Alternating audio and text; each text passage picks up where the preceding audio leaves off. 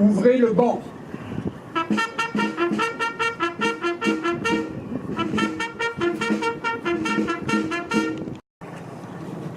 On poursuit.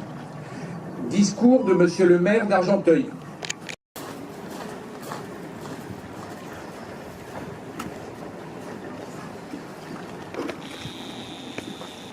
Monsieur le sous-préfet, monsieur le vice-président du conseil départemental, monsieur le conseiller départemental, mesdames et messieurs les élus, mesdames et messieurs les présidents d'associations, mesdames et messieurs les anciens combattants, chères Argenteuillaises et chers Argenteuillais. 74 ans après, nous voici rassemblés ici, devant ce monument aux morts de la ville, pour célébrer la victoire des forces alliées, la défaite de la folie criminelle d'un régime totalitaire et la fin de la plus grande guerre que ce monde ait connue.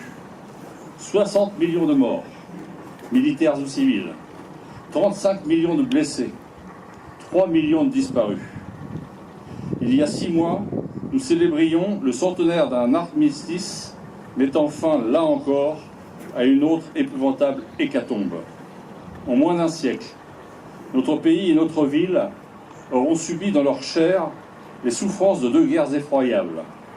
Aujourd'hui, nous nous souvenons qu'après 5 ans de combats, souffrances, de destruction, de massacres, de privations, de tortures, de déportations, l'ennemi fut vaincu et qu'il capitula sans condition. Notre ville porte les stigmates de ces 5 années. Ceux des bombardements qui rasèrent près de 30% de la ville. Ceux de ces enfants morts au combat, inscrits au mur de ce monument et dont certains reposent près de nous. Ceux de ces enfants qui furent déportés, auxquels nous avons rendu hommage il y a quelques jours devant le mémorial qui leur est dédié et qui est dédié à leurs souvenirs. Je veux d'ailleurs aujourd'hui avoir une pensée particulière pour Eva Tischauer, déportée, revenue des camps qui nous a quittés en décembre dernier. Ceux de nos compatriotes qui furent torturés, suppliciés, fusillés et dont le souvenir subsiste aujourd'hui partout dans notre ville. Fusillés de la Résistance, Gabriel Péry, Rino Della Negra, fusillé d'Orgemont, Jean Moulin. Entre septembre 1939 et mai 1945, notre pays aura connu l'humiliation de la défaite et de l'occupation, la compromission et la honte de la collaboration. Il aura aussi, ici à Argenteuil comme ailleurs, su témoigner de sa grandeur, de son esprit de sacrifice et de son insubmersible soif de liberté au travers de la résistance, qu'elle soit de l'intérieur ou celle des forces françaises libres qui furent ensemble unis dans le combat, les gardiens de l'honneur de notre pays, de sa grandeur et de son indépendance. Je pense aujourd'hui à M. Roland Del Zappo, auquel la ville a rendu hommage lors de la cérémonie des vœux en décembre dernier, et dont les 3 principes de vie qu'il nous avait alors confiés témoignent de cet esprit de résistance irréductible, faire face, faire face, faire face. C'est en reconnaissance du sacrifice de ses habitants et de leur souffrance que la ville d'Argenteuil a reçu la Croix de guerre. 74 ans après, nous sommes aujourd'hui rassemblés pour commémorer la victoire de la France et de ses alliés, pour rendre hommage aux soldats des armées de libération alliées, mais aussi des forces françaises libres autour de Leclerc et du général de Gaulle, à tous les combattants de la résistance, à ces hommes et ces femmes morts pour notre pays, retrouvent sa dignité, pour que notre pays retrouve sa dignité et sa liberté. Ils sont morts, ils ont combattu pour que nous soyons libres. Ce poids effrayant, l'oubli ne peut pas l'effacer et la mémoire des vivants l'habitera toujours. Si cette grande date du 8 mai 1945 marque la victoire sur le totalitarisme et le fascisme, sur la dictature et la haine, elle doit être aussi, pour nous, celle d'une espérance. L'espérance d'un monde meilleur, que ceux qui ont combattu ont participé à construire au lendemain de la guerre, posant les fondements du continent de paix sur lequel nous vivons depuis plusieurs décennies. En choisissant la paix, nos libérateurs ont initié la construction de l'Europe. Ils voulurent la réconciliation franco-allemande et ils parvinrent à faire de rivaux naguère irréconciliables des amis dont les liens sont désormais d'une solidité à toute épreuve. Ils voulurent l'Europe et ils jetèrent les bases d'un espace de paix, de démocratie et de prospérité sans équivalent dans le monde. Forts et fiers de ce passé, nous savons bien que la réponse aux problèmes que notre pays traverse n'est pas et ne pourra jamais être dans le repli frileux sur nous-mêmes, dans le retour des jalousies nationales, mais bel et bien dans la préservation d'une paix durable, dans la poursuite de l'idéal des pères fondateurs de l'Europe et dans l'ouverture au monde. Unis dans la diversité, nous sommes plus forts ensemble. C'est aussi ça le message du 8 mai, qui précède chaque année, et c'est sans doute bien plus qu'un hasard du calendrier, la journée de l'Europe. En quelques jours, dans toute l'Europe, nous élirons les députés du Parlement européen. Par ce geste, nous concrétiserons l'une des conquêtes de la victoire de 1945. La première femme à en être élue présidente fut Madame Simone Veil. Déportée, rescapée, magistrate, femme politique, ministre et femme d'État, elle repose depuis le 1er juillet dernier au Panthéon. Témoignage de notre attachement à la transmission de l'histoire du siècle et des valeurs humaines, morales et politiques qu'elle a su incarner, nous avons décidé de donner son nom au nouveau groupe scolaire du Val Notre-Dame. En ce jour où nous faisons mémoire de toutes celles et de tous ceux qui se sont battus pour nous redonner la liberté, nous rendons aussi hommage à celles et ceux qui se battent encore aujourd'hui pour elle, au nom de la France et sous son drapeau.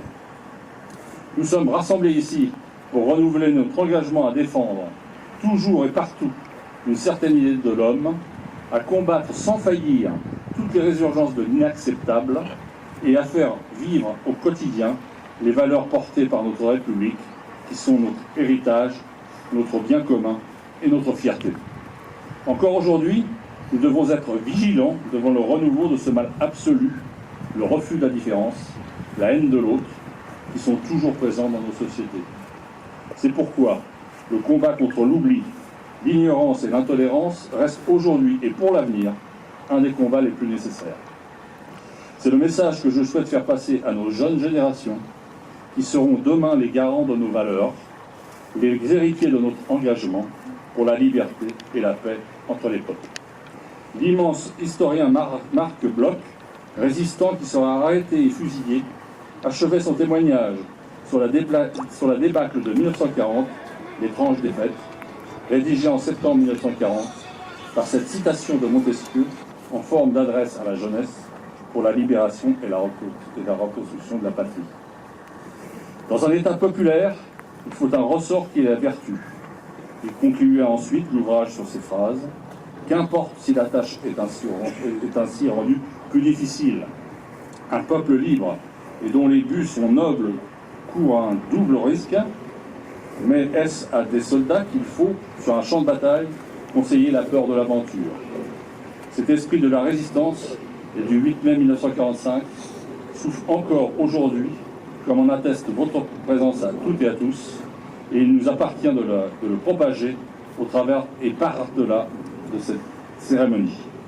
Je tiens à vous remercier tous et toutes très sincèrement d'être venus nombreux. Je remercie particulièrement les représentants des associations d'anciens combattants et les porte-drapeaux. La participation des Argenteuillais à cette commémoration, qu'ils aient connu ces heures sombres ou non, est un témoignage incontestable de notre attachement commun à la République et à la démocratie. Vive la République, vive la France. Je vous remercie. De la France. La voix solennelle qui porte ce message dans l'après-midi du 8 mai 1945 est celle qui, depuis le 18 juin 1940, incarne la France dans la guerre. Les paroles du général de Gaulle se mêlent au bourdon de Notre-Dame et aux cloches de toutes les églises. À 14 ans, l'Allemagne signait sa capitulation sans condition par 2 fois. La première le 7 mai 1945 à Reims, la seconde le soir du 8 mai à Berlin. Issus des nations du monde entier qui ont conjugué leurs efforts pour nous libérer et restaurer la dignité humaine. En ce 75e anniversaire de l'année 1944, la France se souvient de ses libérateurs.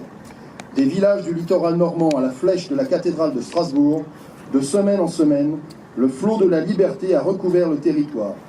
À tel endroit, la liberté portait l'uniforme français, à tel autre, celui des armées alliées. Ici, l'action des maquis était décisive, là, l'action commune des soldats et des résistants emportait la décision. 75 ans après, alors que les derniers témoins vivants de cette histoire sont parmi nous, la mémoire de ces événements demeure. Nous nous souvenons avec ferveur des débarquements de Normandie et de Provence, de la libération de Paris, du courage et des sacrifices de tous les combattants de la liberté. Aujourd'hui, nous nous remémorons les déchirures de notre continent et l'ampleur du désastre humain et moral. Ainsi, rassemblés, nous mesurons la valeur de la paix. Elle est notre héritage. Elle est la clé de voûte de la construction européenne. Elle est notre raison de vivre ensemble. Préservons-la.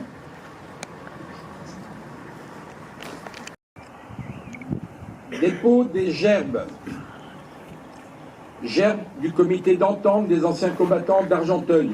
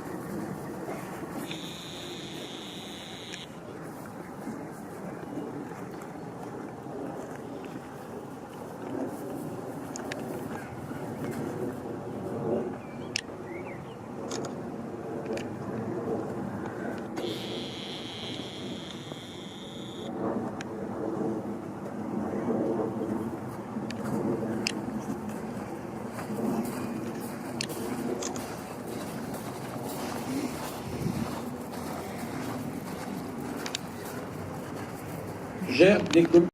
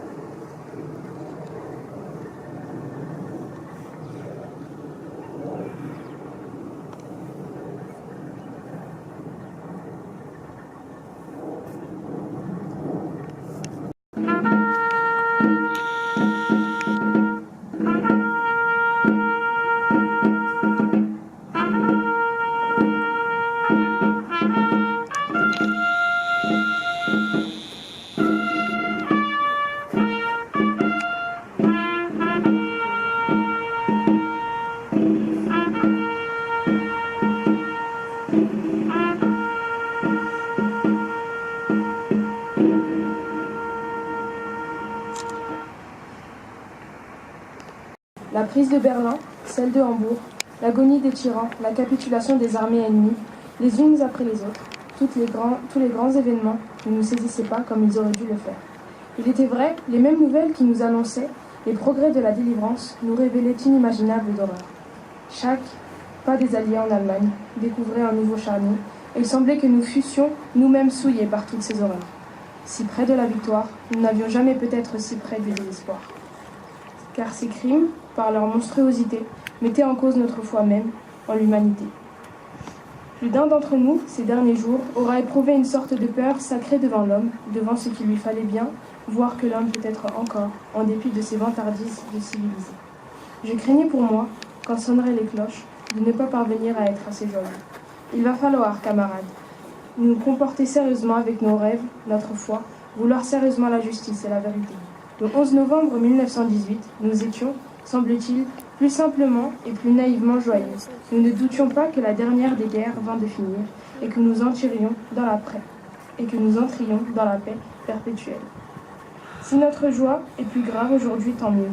Nous la laisserons pas se perdre en chansons stupides. C'est nous qu'on a gagné la guerre. 30 années d'épreuves nous ont appris que la guerre est plus difficile encore à gagner que la paix, et qu'elle exige un plus grand effort. Nous savons désormais que la guerre et la paix ne sont pas comme le jour et la nuit, deux mondes tels qu'en sortiraient de l'un pour entrer dans l'autre, mais que l'une et l'autre sont là, à chaque instant, comme le bien et le mal, dans la société et dans l'individu. Un peu moins de raison dans les peuples, un peu moins de volonté, un peu moins de présence, d'esprit, un peu moins de loyauté, et l'une se change en l'autre, insensiblement. Le pays de Goethe devient, sans que presque personne y prenne garde, le pays des bourreaux de Buchenwald.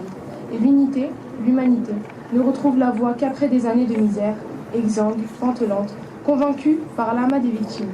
Il va falloir, camarades, organiser enfin sérieusement la loyauté entre les peuples. La fête battait son plein et l'insouciance régnait. Un monde défilait, d'autres se défilaient. Ici, les chants et la fête, ailleurs, les chars. Le pacifisme en réponse aux nazis, l'inconscience oublieuse face aux fusils. Bientôt, un monde allait s'effondrer dans le sang. La folie des hommes, un nouvel affrontement. Sur les routes, les soldats, les civils fuyaient. Et le courage, l'audace reste le désespoir. L'insouciance se payait par ses heures noires. L'incompétent fuit ses responsabilités. Mais des voix des hommes s'élèvent, résistance. Des hommes et des femmes franchissent la mer. Et un général proclame l'éternelle France, unissant, regroupant les forces volontaires. Ils n'étaient pas tous là, et certains s'égaraient, croyant l'international et non la patrie. D'autres, un autre monde, et collaboraient. Notre France se déchirait à l'infini. Mais un général proclame l'éternelle France, unissant, regroupant les forces volontaires. Des hommes, des femmes rejoignent l'Angleterre, car la voix de la France crie « Résistance ». Ils n'étaient pas tous là, mais ils étaient nombreux, combattant pour l'honneur d'une France vaincue, sur mer, sur terre, aux résistants courageux. Soldats de l'ombre redressent l'honneur perdu. Vous vous êtes bien battus, vous avez résisté. La France vous doit tant, soldats, la liberté. Gérard Brazin. Allons enfants, le jour de gloire est arrivé. Contre nous de la tyrannie, l'étendard sanglant élevé, l'étendard sanglant élevé. Entendez-vous dans les campagnes mugir ces féroces soldats? Ils viennent jusque dans vos bras et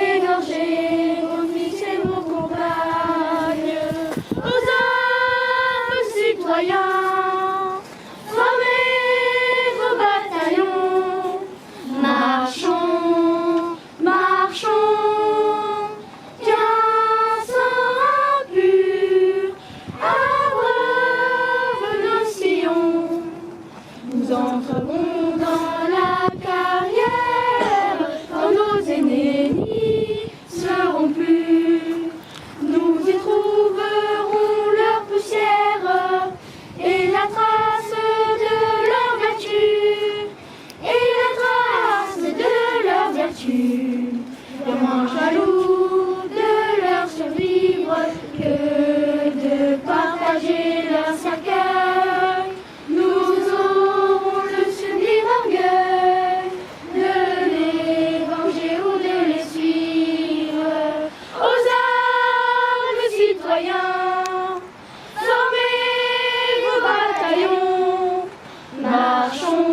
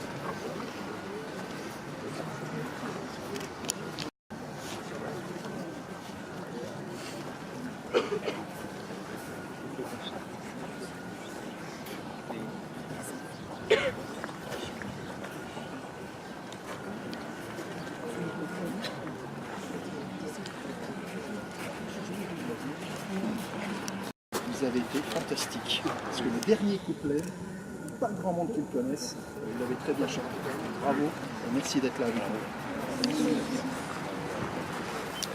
nous. Profession entre dans le syndicalisme en 1912, militant fidèle et convaincu du Parti communiste. Ancien secrétaire de Gabriel Péry, il gravit les échelons du parti peu à peu, puis un jour devint maire d'Argenteuil. Réservé, Victor Dupuy s'exprime peu en public. C'est d'abord un homme de dossier, un administrateur reconnu et hors pair qu'on respecte. Quelqu'un qu'on ne laisse pas attendre dans les couloirs de la préfecture de Seine-et-Oise. Victor Dupuy est élu maire d'Argenteuil en 1934 et sera destitué en 1940, comme tous les maires communistes. Ensuite, il rentre dans la résistance. Durant les années d'occupation et de résistance, Victor Dupuy lutte dans la clandestinité et devint commandant des forces françaises intérieures dans le sud de la France. Après la libération, le 29 avril 1945, se déroulent les premières élections municipales depuis la fin de la guerre et Victor Dupuy mène une liste où il est élu dès le premier tour. Victor Dupuy ne considère pas sa tâche de maire comme un grand honneur, au sens que l'entend souvent la bourgeoisie. Pour lui, Victor Dupuy, être maire, c'est un moyen de rendre service à la population, c'est-à-dire aux salariés, aux travailleurs, de continuer l'action politique au service du socialisme, de la révolution, de l'émancipation des travailleurs. Il est devenu maire parce que c'était un devoir en tant que syndicaliste et en tant que communiste. Quant à Mathilde Péry, née Taurin-Rionien, elle sera internée administrative au camp de Rieucreux pendant la guerre, c'est dans l'Osaire. Sa santé s'aggravant, elle est placée en résidence surveillée dans un sanatorium. En 1946, elle est élue députée d'Argenteuil-Beson. Elle succède à son époux qui a été fusillé en décembre 1941. Nous ne voulons pas oublier le rôle incontestable de Mathilde Péry, une des 33 premières femmes qui sera élue députée. Cette place légitime dans notre société vient de loin, celle du Conseil national de la résistance qui avait inscrit dans son programme cette exigence. En avril 1945, octobre 1945, Mathilde Péry participe au référendum et aux élections de l'Assemblée constituante. Elle est aussi présidente de l'Association des familles de fusillés. Ces deux résistants ont eu leur volonté commune de bâtir un monde, une société où la femme et les hommes seraient au cœur d'un projet, où l'épanouissement serait un bien commun, où chacun, chacune aurait sa place dans la satisfaction des besoins sociaux, où aucun domaine n'existerait comme la course au profit, les guerres et le terrorisme.